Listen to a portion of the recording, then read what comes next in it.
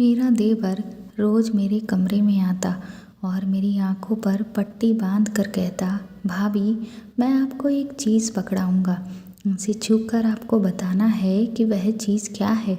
अगर आपने सही जवाब दिया और आप जीत गई तो फिर मैं आपको 500 रुपये दूँगा। मैं मान गई। मैंने जब उस चीज़ को हाथ लगाया तो वह लंबी और नरम सी थी। मैं घबराई और पट्टी हटाकर देखा तो मेरी चीख निकल गई, क्योंकि देवर ने तो मेरे हाथ में मेरा नाम दिव्या है। मेरी उम्र जब 17 साल की थी तो मेरे साथ एक बहुत ही अजीब सी घटना घटी।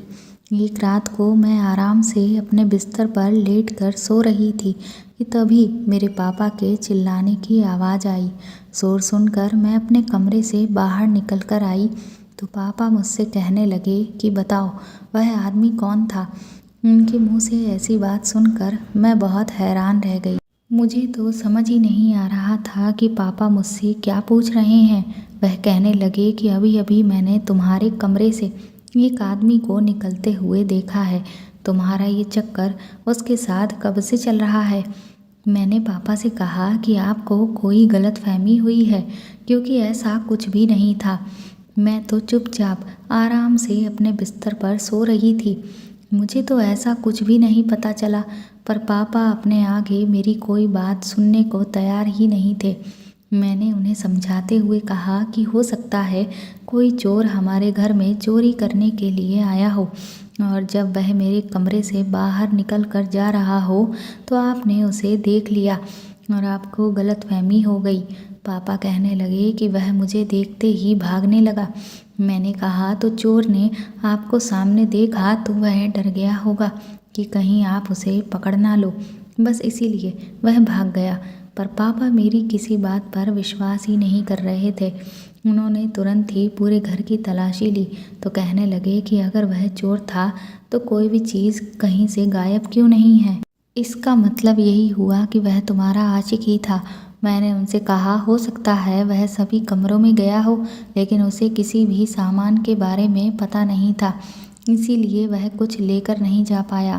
पापा कहने लगे कि उतनी देर से झूठ पर झूठ बोले जा रही है। वह मुझसे बुरी तरह से नाराज़ हो गए और फिर उन्होंने मुझे पागलों की तरह पीटना शुरू कर दिया।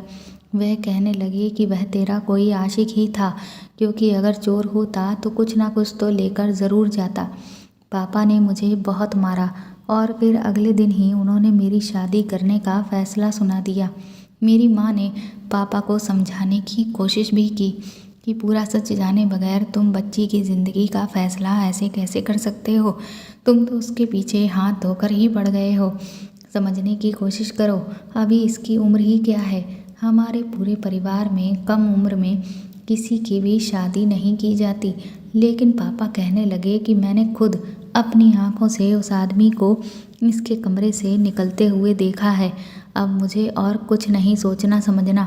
मेरी बात मानो, मैं कोई गलत इंसान नहीं हूँ, ना ही बेवकूफ़ हूँ, बल्कि मैं बस यही चाहता हूँ कि इससे पहले कि ये कोई गुल खिला दे और हमारी नाक कटवा दे, मैं अब इसकी शादी करवा दूँगा। क्योंकि वह आदमी कल इसके कमरे में था। न जाने वह और ये दोनों मिलकर क्या कर रहे थे और आगे और पता नहीं क्या करें। मेरे पापा इस तरह की बातें कर रहे थे जैसी उन्होंने आज तक नहीं की थी। मेरे पापा को पूरा यकीन था कि मैं एक बदकिरदार लड़की हूँ। न जाने वह शख्स कौन था जो मेरी ज़िंदगी को बर्बाद करके चला गया। मैं मन ही मन यही सोच रही थी कि अगर मेरा उसके साथ चक्कर होता तो क्या मैं इतनी बड़ी पागल हूँ कि उसे घर पर ही बुला लेती। मुझे तो खुद पता है कि मेरे पापा बाहर सोया करते हैं और वह हमें आराम से पकड़ सकते हैं। पापा अपनी इज्जत और सम्मान को लेकर उस वक्त इतना ज़्यादा परेशान हो गए कि उन्होंने ज़्यादा सोचा समझा नहीं और जल्दी जल्दी में ही जो भी रिश्ता मिला वहाँ मेरी शादी तय कर दी। जिस घर में मेरी शादी हो रही थी वहाँ मेरा पति, देवर, सास और एक छोटी नंद रहते थे। वह लोग हमसे बहुत ज़्यादा गरीब थे और अनपढ़ जाहिल किस्म के लोग भी थे। जब मेरी उनसे शादी तय हुई तो उन लोगों के बारे में जो भी जानकारी थी वह पहले ही मुझ तक पहुंच गई, क्योंकि मेरी एक सहेली उनके ही मोहल्ले में रहती थी, जिसे जब ये पता चला कि मेरी उस घर में शादी हो रही है तो उसने मुझे बताया कि वह लोग तो बड़े ही अजीब लोग हैं। उनके यहाँ हर समय गाने बजाने की आवाज़ें आती रहती हैं। मोहल्ले में किसी के भी यहाँ शादी होती है तो फिर सास ननद वहाँ चली जाती हैं और बहुत ही अजीब और बेहुदा कपड़े पहनकर उन शादियों में डांस करती हैं।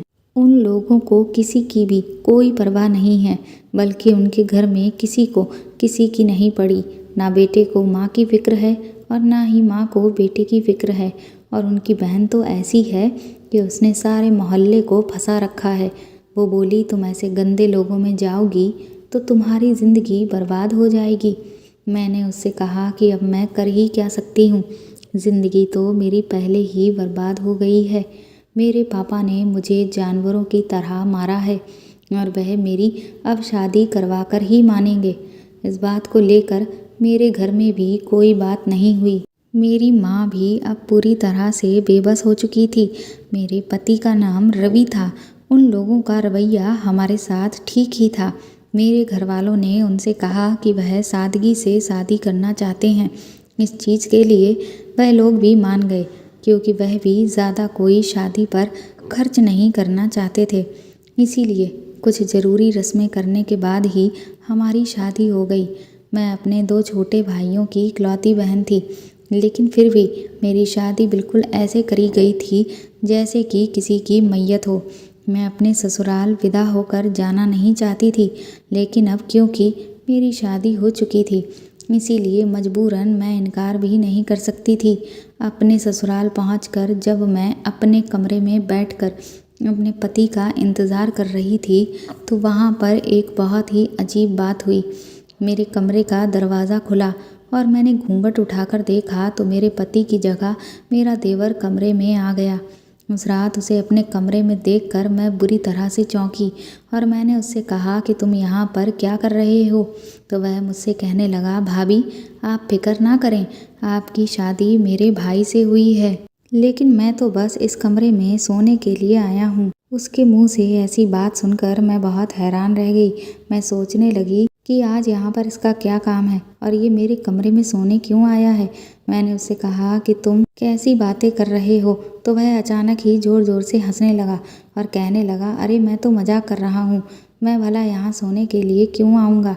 मुझे इस तरह की कोई भी चीज़ देखने का कोई शौक़ नहीं है। उसके मुंह से ऐसी बातें सुनकर मैं बड़ी हैरान थी कि ये लड़का किस तरह की फिजूल बातें मुझसे कर रहा है। फिर वह मुझसे कहने लगा कि मैं आपको ये बताना चाहता था कि भैया अपने दोस्त के साथ बैठे हुए हैं, तो आप चाहें तो सो जाएं, और अगर आप नहीं सोना चाहती हैं तो मैं 2-3 घंटे तक आपके साथ बैठकर हंसी मजाक कर सकता हूँ।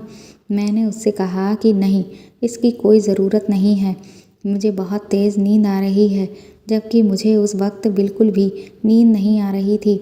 मैंने उससे उस वक्त झूठ बोल दिया, क्योंकि मैं नहीं चाहती थी कि वह मेरे साथ इस कमरे में 2-3 घंटे तक बैठे, क्योंकि उसका मेरे पास आखिर काम ही क्या था। फिर वह अचानक ही मुझसे कहने लगा कि अरे आप 2 घंटे बाद सो लेना, अभी मुझे आपसे बहुत सारी बातें करनी हैं। वह बोला कि भाभी और देवर का रिश्ता तो बहुत ही अच्छा होता है। मैं मन ही मन सोचने लगी कि भाभी और देवर का रिश्ता आग और पानी का रिश्ता होता है, लेकिन इस बेवकूफ़ को अब मैं क्या समझाऊं। मैंने उससे एक बार फिर कहा कि नहीं, मुझे नींद आ रही है, और मैं उसके सामने लेटकर चुपचाप सोने की एक्टिंग करने लगी। थोड़ी देर वह मुझे खड़े होकर टुकुर टुकुर देखता रहा और फिर वहाँ से चला गया। उसके जाने के बाद मैंने चैन की सांस ली। मुझे अपनी सहेली की वह बात याद आई जो मुझसे कह रही थी कि उन लोगों को किसी बात का लिहाज नहीं। मैं सोचने लगी, ये बात बताने के लिए मेरी ननद भी तो आ सकती थी। मुझे नींद तो नहीं आ रही थी, इसलिए मैं चुपचाप लेटी रही। 2 घंटे के बाद मेरा पति कमरे में आया। तब मैंने उसे शादी के बाद पहली बार देखा। उसे देखकर मैंने यही सोचा कि शुक्र है, कम से कम ये दिखने में ठीक ठाक तो लगता है, मतलब वो वैसे ही थे जैसा एक नॉर्मल लड़का होता है। कमरे में आने के बाद मेरे पति ने मुझसे कोई ख़ास बातचीत नहीं की। मैंने भी सोचा कि कौन सा ये हमारी शादी मोहब्बत की शादी है, शायद इसी हवाले से वह मेरा उतना लिहाज भी नहीं कर रहा है और मेरी ज़िंदगी की शुरुआत बिल्कुल वैसी ही हुई जैसे कि ज़्यादातर लड़कियों की ज़िंदगी की शुरुआत होती है। मैंने अपनी ननद को देखा तो वह वाकई में बड़ी बेशर्म सी थी। कोई पढ़ाई लिखाई से मतलब नहीं, कपड़े भी बहुत अजीब तरीके से पहनकर सुबह सुबह मोहल्ले में निकल जाया करती थी और कहती कि मैं अपनी सहेली के घर जा रही हूँ। उन लोगों ने मेरे सर पर ही सारे घर का काम डाल दिया था। मेरी सास तो पूरे दिन बैठकर अजीब तरह के ड्रामा टीवी पर देखती रहती या फिर अपने कमरे में बैठकर किताब पढ़ती, पर वह किताबें भी बड़ी अजीबोगरीब पढ़ा करती थी। मैंने सोचा उनकी उम्र तो कुछ धार्मिक किताबें पढ़ने की हैं, पूजा पाठ की है, लेकिन इस सब से तो उन्हें कोई मतलब ही नहीं था। उस घर में हर कोई बहुत अजीब था। टीवी लगा हुआ था तो उसे इतनी तेज़ तेज़ चलाते कि पूरे घर में शोर होता रहता, चाहे कोई सो ही क्यों ना रहा हो, लेकिन कोई भी टीवी की आवाज़ धीमी नहीं करता।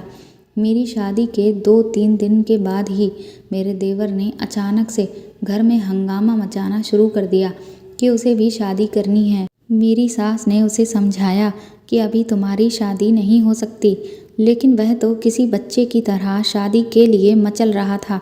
कहने लगा कि भाई की भी तो शादी हो गई है तो मेरी क्यों नहीं हो सकती। उसे देखकर ऐसा लगता था कि जैसे उसका दिमाग ठीक से काम नहीं करता, लेकिन शादी की समझ उसे बहुत अच्छे से थी। एक बार तो मैंने उसे अपना पैंट उतारे खड़े देखा, वह ना जाने क्या कर रहा था, पर मैंने जब उसे इस तरह से देखा तो तुरंत ही भागकर वहाँ से चली आई, क्योंकि मैं नहीं चाहती थी कि वह मुझे देख ले कि मैं उसे देख रही हूँ, क्योंकि पता नहीं वह मेरे साथ क्या करता। उसके दिमाग का कोई भरोसा नहीं था। फिर एक दिन मेरा देवर मेरे कमरे में आया और मुझसे कहने लगा कि भाभी आप अपनी आँखें बंद करें, मैं आपको एक चीज़ पकड़ाऊँगा और फिर आपको बताना है कि वह चीज़ क्या है। अगर आपने मेरी उस चीज़ को पहचान लिया और सही जवाब दिया तो मैं आपको 500 रुपये इनाम में दूंगा। मैंने उसे कहा कि मुझे इस तरह का कोई भी खेल नहीं खेलना है। मेरे सर में इस वक्त दर्द हो रहा है, इसलिए तुम यहाँ से चले जाओ। बहाना बनाकर मैंने उस वक्त उसे अपने कमरे से भगा दिया। धीरे धीरे दिन यूं ही बीत रहे थे। मेरे पति को मुझसे कोई ख़ास मतलब नहीं था। फिर तो ऐसा हुआ कि मेरे पति ने मुझे खर्चा देने से भी मना कर दिया। उसने कहा कि तुम्हें रुपए पैसों की आखिर ज़रूरत ही क्या है, तुम्हें जो भी चीज़ चाहिए वह तो घर में मिल ही रही है, खाना तो घर में बनता ही है, टीवी भी सभी लोग साथ बैठकर देखते हैं, इसलिए अलग से मोबाइल की भी कोई ज़रूरत नहीं। और कपड़ों की बात रही तो वह तो अभी तुम्हारी शादी में नए खरीदे ही गए। अब जब आगे कभी कपड़े ख़राब होंगे तो फिर दोबारा से बनवा दूंगा। जब मौसम बदलेगा तो माँ खुद ही टेलर के पास जाकर अपने सूट सिलवा देती है। तुम भी अपनी पसंद बता देना, वह तुम्हारे लिए भी सिलवा देगी। मुझे अपने पति की ये बात बिल्कुल भी अच्छी नहीं लगी। आखिर अपनी पत्नी को खर्च का पैसा देना एक पति का फ़र्ज होता है, लेकिन वह तो अपना फ़र्ज निभाने से साफ इनकार करने लगा, जबकि शादी के बाद तो मेरी पूरी जिम्मेदारी उसके ऊपर ही थी। पर वह तो मेरी जिम्मेदारी उठाने से सीधा सीधा पल्ला झाड़ना चाह रहा था। मेरे मन में ख्याल आने लगा कि मेरी भी गलती है। मैंने देखा था कि जब भी लड़कियों की नई नई शादी होती थी तो वह अपने रंग रूप दिखाकर अपने पति को अपने काबू में कर लेती थी, लेकिन मैंने कभी ऐसा कुछ नहीं किया और आज उसी का खामियाजा मुझे भुगतना पड़ रहा था कि मेरा पति तो मेरे काबू में रहा ही नहीं। लेकिन मैं भी क्या करती, क्योंकि मुझसे ये सब नहीं होता था। इसीलिए उसकी बात सुनकर मैं खामोश हो गई। फिर कुछ ही दिन बाद एक बार फिर से मेरा देवर मेरे कमरे में आया और मुझसे कहने लगा कि भाभी क्या आप मेरे साथ वह वाला खेल खेलेंगी जिसमें मैं आपको 500 रुपये इनाम में दूंगा। मैं भी मन में सोचने लगी कि मैं भी 500 रुपये कमाने का मौका क्यों छोड़ूं। मैंने उससे कहा बताओ क्या करना है। मैंने सोचा वैसे ही इसका दिमाग तो बच्चों वाला है, ये ज़रूर कोई बच्चों वाला खेल ही मेरे साथ खेलेगा। उसने कहा कि मैं आपकी आंखों पर पट्टी बांध दूंगा और आपके हाथ में एक चीज़ पकड़ाऊंगा। आपको उसे छूकर मुझे बताना है कि वह चीज़ क्या है। मैंने कहा अच्छा ठीक है। फिर उसके बाद उसने मेरी आंखों पर पट्टी बांधी और मुझसे कहा कि अपने हाथ आगे करिए। कहने लगा कि अगर आपने नहीं पहचान पाया तो फिर आपको मुझे पैसे देने पड़ेंगे। उसकी ये बात सुनकर मैं सोच में पड़ गई, क्योंकि मेरे पास तो पैसे थे ही नहीं। फिर मैंने सोचा कि मैं इसे ये बात नहीं बताऊंगी कि मेरे पास तो 1 रुपया भी नहीं है, क्योंकि ज़्यादा से ज़्यादा आखिर ऐसी क्या चीज़ होगी, मैं जहाँ तक है पहचान ही लूँगी।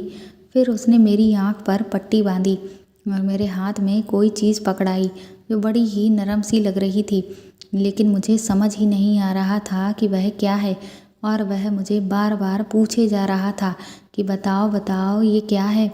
लेकिन मैं बहुत देर समझने की कोशिश करती रही, पर मुझे समझ ही नहीं आ रहा था कि वह नरम सी चीज़ क्या थी। इसलिए उसने मेरी आँखों की पट्टी खोल दी।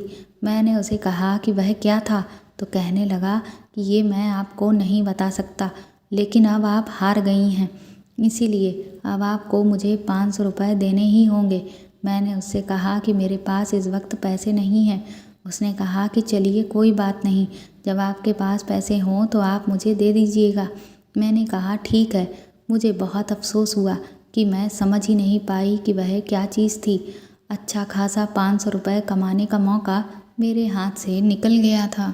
अभी 2-3 दिन ही बीते थे कि एक बार फिर से मेरा देवर मेरे पास आया और कहने लगा कि अगर आज आप जीत गई तो मैं आपको 1000 रुपये दूंगा, लेकिन अगर आप हार गई तो फिर आप मुझे 1000 रुपये देना। मैंने उससे कहा ठीक है, लेकिन खेल क्या है? तो कहने लगा कि मैं आपको 5 चीज़ें खाने के लिए दूंगा, फिर आपको बताना होगा कि वह क्या है। जब आप 5 चीज़ों के सही नाम बता देंगी तब मैं आपको 1000 रुपये दे दूंगा, और अगर किसी एक का भी नाम नहीं बता पाई तो आप हार जाएंगी। मैंने कहा ठीक है। उसके बाद एक एक करके वह मेरे मुंह में कोई ना कोई चीज़ खिलाता रहा और मैं उसके नाम बताती गई, लेकिन आखिरी चीज़ जो उसने मेरे मुंह में डाली उसका मुझे कोई ख़ास स्वाद ही नहीं लगा। वह थोड़ी नरम सी थी और लंबी सी थी। जब मैं उसका नाम नहीं बता पा रही थी तो वह बड़ा ही खुश होता और बार बार कहता कि एक बार और आपके मुंह में डालूं, फिर आप बताइएगा कि वह क्या है। पर मुझे समझ ही नहीं आ रहा था कि वह ऐसी कौन सी खाने वाली चीज़ है जिसका कोई ख़ास स्वाद ही नहीं आ रहा और इतनी नरम सी है। इतनी कोशिश करने के बाद भी मैं उस दिन भी हार गई। वह मुझसे फिर से पैसे मांगने लगा। मैंने कहा कि मैं तुम्हें पैसे बाद में दे दूँगी, अभी मेरे पास पैसे हैं नहीं। वह मुझसे बोला क्यों भैया आपको पैसे नहीं देते? मैंने उसकी बात का कोई जवाब नहीं दिया। फिर वह कहने लगा चलिए कोई बात नहीं, अब आपके पास मेरे 1000 रुपये हो गए। इतना कहकर वह वहाँ से चला गया। मैंने भी सोच लिया था कि अब मैं उसके साथ कोई खेल नहीं खेलूँगी। अगर कभी मेरे पास पैसे हुए तो उसे दे दूँगी, मगर फ़िलहाल तो मेरे पास 1 रुपया भी नहीं था। लेकिन मुझे खुद पर बहुत गुस्सा आ रहा था कि मैंने 2 दफ़ा कोशिश की, लेकिन इसके बावजूद भी मैं उससे एक बार भी नहीं जीत सकी। अगर जीत जाती तो आज मेरे पास 1000 रुपये होते, उससे मैं अपने लिए कोई भी चीज़ ले सकती थी। अगर मैं अपने घर जाती तो हमेशा की तरह मुझे खाली हाथ ना जाना पड़ता, क्योंकि मैं जब भी अपने घर जाती तो मुझे बहुत बुरा लगता था। मैं चाहती थी कि मैं अपने घर जाऊं तो कोई चीज़ खरीद कर लेकर जाऊं, क्योंकि मेरे दोनों भाई अभी काफ़ी छोटे थे और वह स्कूल में पढ़ते थे। वह जब भी देखते होंगे कि उनकी दीदी घर आई है तो मन में सोचते तो होंगे ही कि शायद मेरी दीदी मेरे लिए कोई चीज़ लाई होगी, लेकिन मेरे पास तो पैसे ही नहीं होते थे जो मैं अपने भाइयों के लिए कुछ लेकर जाती। पापा तो मेरी तरफ देखते भी नहीं थे। मेरी उदासी देखकर माँ मुझसे कहती कि मुझे तुझ पर पूरा भरोसा है, लेकिन ये आदमी ऐसे ही होते हैं, इसलिए तुम भी कभी किसी आदमी का भरोसा ना करना, क्योंकि ये आदमी हम औरतों का भी भरोसा नहीं करते। मैंने कहा कि क्या अपने पति पर भी नहीं? तो माँ कहने लगी हाँ, पति पर भी नहीं, क्योंकि वह भी तो एक आदमी ही है। औरत अगर आदमी की मोहब्बत पर भरोसा करती है तो वह पागल होती है, और अगर वह उसकी मोहब्बत पर इतराती है तो बहुत बड़ी बेवकूफ़, और गुरूर करती है तो वह बर्बादी की तरफ जा रही होती है। मैं जब अपने मायके से लौट कर आई तो मैंने देखा कि मेरी ननद कुछ अजीब सा खाने के लिए पका रही थी। मैं सोचने लगी कि इसे तो खाना पकाने की आदत नहीं है, ये तो अक्सर बाज़ार से ही खाना मंगवाया करती थी, खुद तो पकाकर यह कभी नहीं खाती। फिर आज ये खुद से खाना कैसे बना रही है? दाल रोटी तो इसको पसंद ही नहीं थी। कभी कभी तो मैंने देखा था कि घर के बाहर कोई ढेर सारा खाना रख कर चला जाता था और मेरी ननद चुपचाप जाकर वहाँ से उठा लेती थी।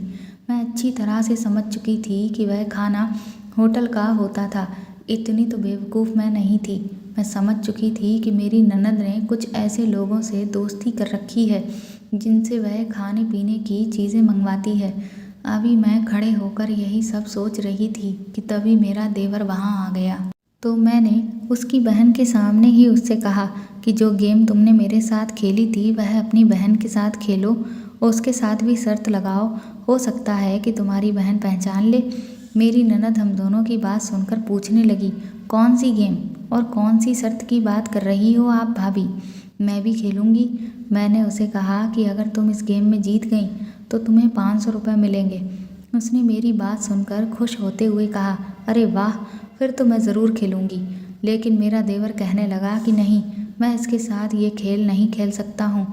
मैंने कहा क्यों? उसके साथ क्यों नहीं खेल सकते? क्यों नहीं उसके साथ शर्त लगा सकते?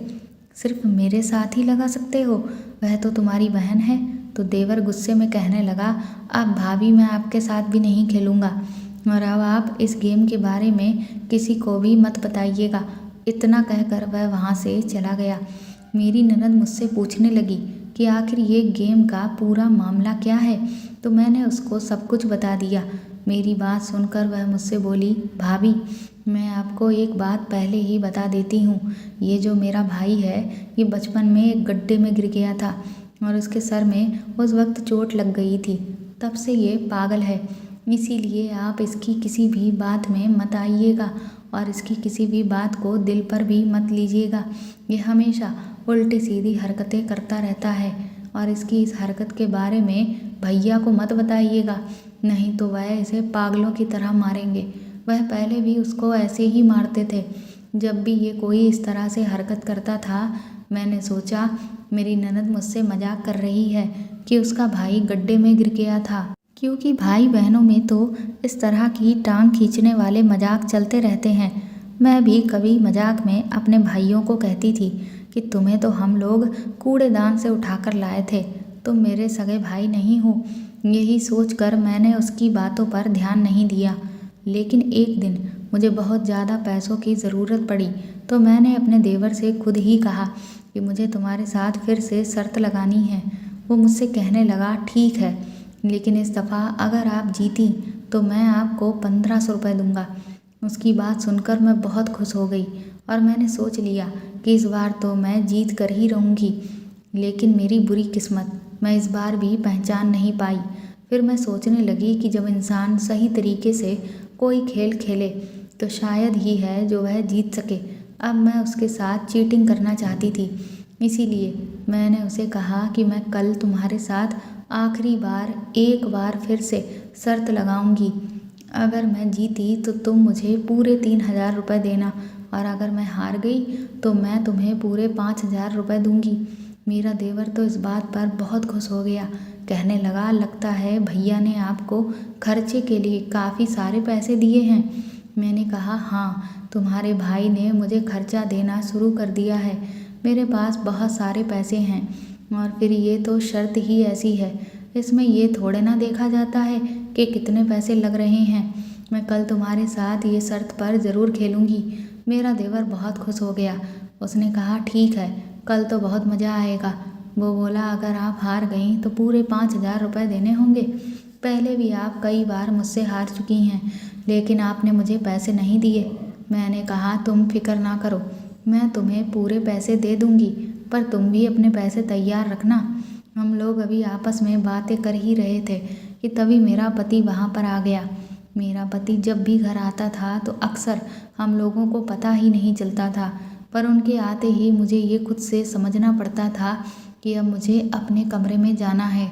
इसीलिए मैं चुपचाप उन्हें देखते ही कमरे में पहुंच जाती थी और मेरा पति अपने ज़रूरी काम मुझे बताने लगता था कि मेरे लिए चाय बना लाओ, मेरे कपड़े निकाल दो, वगैरह वगैरह। मैं जब कमरे में पहुंची तो वह मुझसे कहने लगा कि तुम मेरे भाई से क्या बातें कर रही थी? तुम्हें पता है वह एक पागल है। मैंने कहा कि क्या मतलब? आपकी बहन भी यही कहती है कि वह पागल है और आप भी यही कह रहे हैं। तो मेरे पति कहने लगे कि उसका दिमाग खराब है, इसलिए उससे दूर रहा करो। यही बात करते करते मेरा पति अचानक से दूसरी बातें करने लगता। मैं दिल ही दिल में सोचने लगी कि फिजूल की बातें करना तो तुम्हारे खानदान की बीमारी है, क्योंकि मेरी सास भी मुझसे ऐसे सवाल करती थी जो एक सास कभी अपनी बहू से नहीं करती। और अपनी बहन के बारे में तो इनको पता ही नहीं था कि उसने सारे मोहल्ले से अपने ताल्लुक़ रख रखे थे। और इनके खुद के बारे में भी मैं क्या कहूँ, न जाने शादी से पहले क्या करते हों। मैंने अपने पति से कहा ठीक है, मैं उससे दूर ही रहूँगी और उनको शर्त वाली बात नहीं बताई।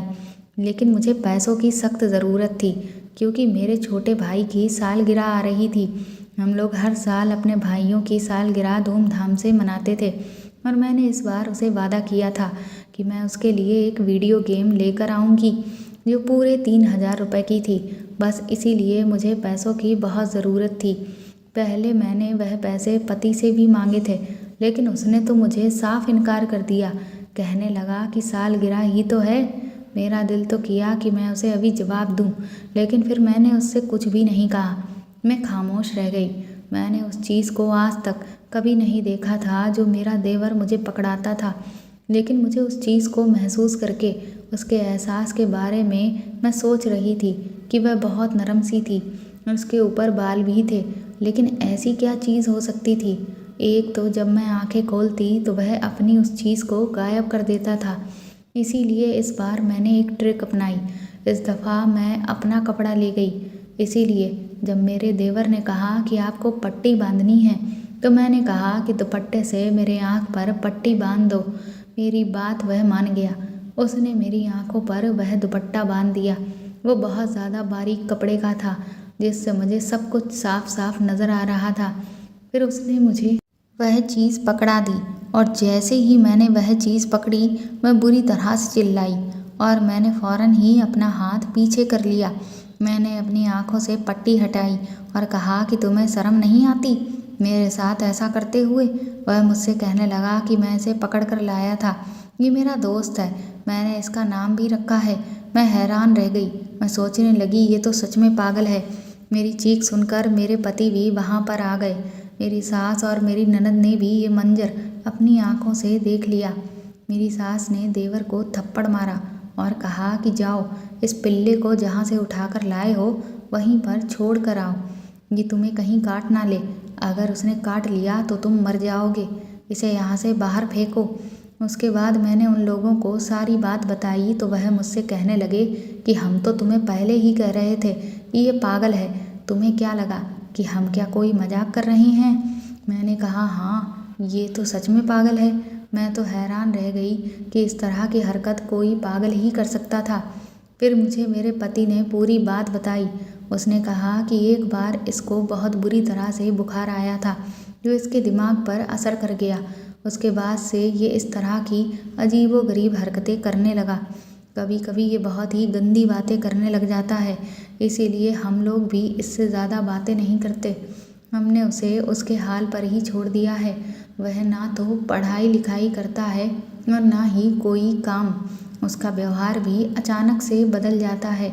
ये जानवरों के साथ तो कुछ ज़्यादा ही प्यार से रहता है, इसीलिए कभी भी कोई भी जानवर उठा कर ले आता है। कभी किसी जानवर का बच्चा ले आता है तो कभी कुत्ते के बच्चे को उठा कर ले आता है।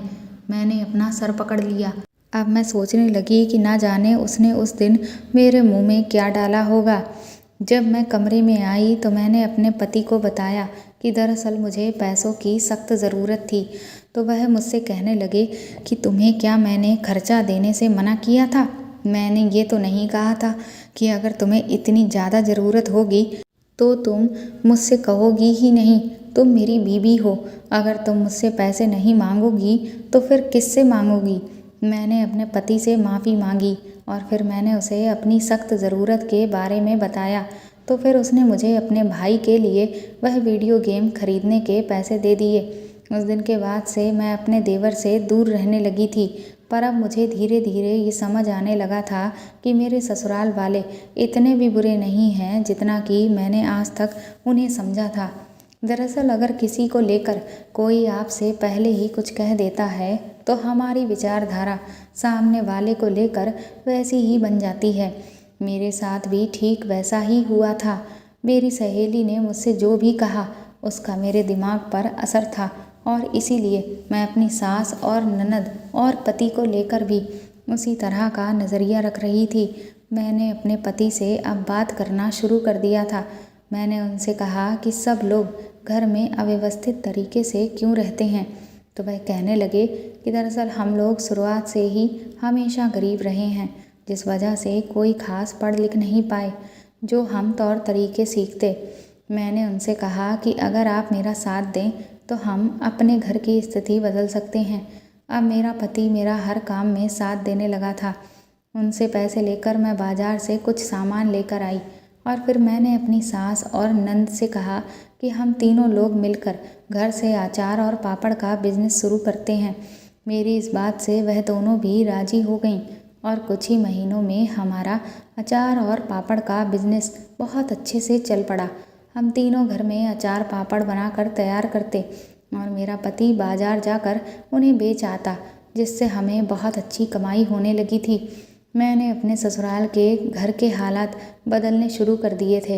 हमने कई सारी नई नई चीज़ें खरीद ली थीं। धीरे धीरे हमारी इतनी कमाई होने लगी कि हमने बाज़ार में एक दुकान खरीद ली और फिर उसमें अपने हाथों से बनाया हुआ सामान रखकर बेचना शुरू कर दिया। फिर हमने अचार पापड़ बनाने वाली मशीन खरीद ली, जिससे हमारी मेहनत काफ़ी कम हो गई। मेरे पति, सास और नंद मुझसे अब बहुत खुश रहते थे और उन्हें मुझ पर बहुत फ़क्र था कि मैंने अपने ससुराल की सूरत ही बदल दी थी। एक दिन मेरे पास मेरी माँ का फ़ोन आया और उन्होंने कहा कि तुम्हें तुम्हारे पापा ने जल्दी ही बुलाया है, इसीलिए तुम अभी चली आओ। मुझे तो समझ ही नहीं आया कि ना जाने ऐसी क्या बात हो गई। मैं घबराई हुई अपने मायके पहुंची तो देखा मेरे पापा बुरी तरह से रो रहे थे। उन्होंने जैसे ही मुझे देखा तो मुझे गले से लगा लिया। मुझे कुछ भी समझ नहीं आ रहा था कि यहाँ पर हो क्या रहा है। तब मुझे माँ ने बताया कि दरअसल पापा जिस आदमी को लेकर तुम पर शक कर रहे थे और कह रहे थे कि वह तुम्हारा आशिक है, आज उन्हें पता चल गया कि वह तुम्हारा कोई आशिक नहीं बल्कि एक चोर था। आज जब तुम्हारे पापा बाजार गए थे तो कुछ लोग एक आदमी को चोर चोर कहकर पीट रहे थे और जब इन्होंने उसकी शक्ल देखी तब इन्हें याद आया कि ये तो वही आदमी है जिसे मैंने अपनी बेटी के कमरे से बाहर निकलते हुए देखा था। आसपास के लोगों से पूछने पर पता चला कि ये आदमी एक चोर है और कभी लोगों के घरों में तो कभी दुकानों में जाकर चोरी करता है।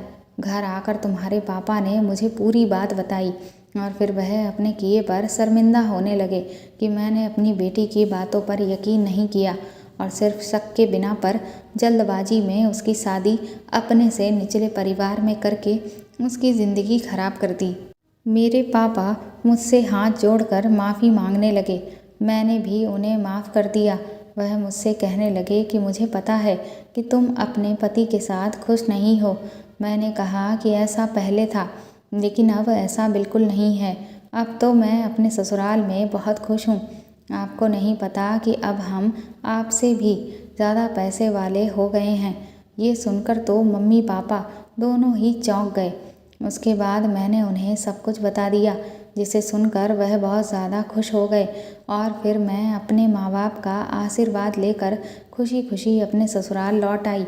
और अब मैंने अपने पति से कहकर एक बहुत ही अच्छी कॉलोनी में नया मकान खरीद लिया है, जहाँ पर अच्छे लोग रहते हैं और वहाँ का माहौल भी बहुत अच्छा है। मेरी सास और नंद भी अब बहुत खुश हैं। मेरे देवर के दिमाग का इलाज भी अब शुरू हो गया है। मुझे उम्मीद है कि जल्द ही वह भी ठीक हो जाएगा। दोस्तों, आपके हालात चाहे जैसे भी हों, लेकिन अगर आप में अपने हालातों को बदलने की क्षमता है तो आप फर्श से अर्श तक भी पहुंच सकते हैं। इसीलिए इंसान को कभी भी हिम्मत नहीं हारनी चाहिए और हाथ पर हाथ धर के नहीं बैठना चाहिए, बल्कि अपनी किस्मत को बदलने के लिए कड़ी से कड़ी मेहनत करते रहना चाहिए। तो दोस्तों, आपको ये कहानी कैसी लगी मुझे कमेंट करके ज़रूर बताएं और प्लीज़ इस कहानी को ज़्यादा से ज़्यादा शेयर और लाइक करें। साथ ही अगर आप चाहें तो मुझे सुपर थैंक्स भी दे सकते हैं। अगर आप चैनल पर नए हैं तो सब्सक्राइब करके बेल आइकन ज़रूर दबा दें, ताकि आगे भी मैं आपको ऐसी ही अच्छी अच्छी कहानियाँ सुनाती रहूँ। Thank you.